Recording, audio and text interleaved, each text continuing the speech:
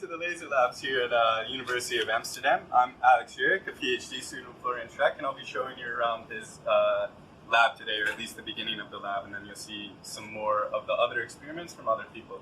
But so, for my experiment, I work with optical tweezers, in which I trap single atoms of strontium inside very tightly focused laser beams that we create by sending beam off-resonant lasers through a microscope objective and focus the lasers down to a sub-micron spot size that then allows for us to prepare single atoms nicely.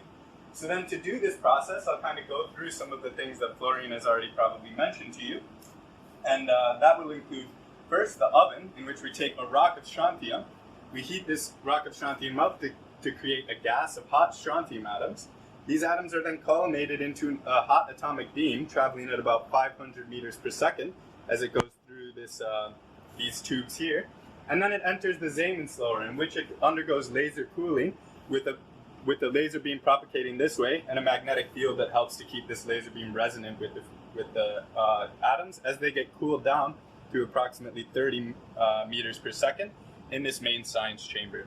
We then use additional laser cooling techniques known as magneto-optical traps to then catch the atoms and make a cold cloud that we then move into the focus of this microscope objective and then catch atoms inside these tightly focused optical dipole traps known as optical tweezers.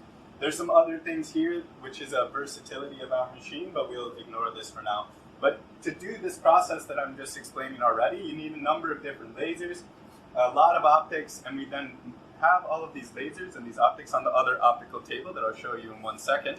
But for now, I also wanted to show you then that we sit here to control the experiment. We have different monitor computers for monitoring the magnetic fields and the temperature of the oven and other things like this. And then our control computers and imaging processing that goes on to actually determine whether we have 1 or 2 atoms inside of the tweezers, or 1 or 0 atoms. Sorry. And then to do this, we also need a number of electronics. We need a very high vacuum. We have different ion pumps for getting very nice vacuum. We have all these electronics for controlling the different laser frequencies, and for the frequencies of the lasers, for controlling the currents and the temperatures of the different lasers.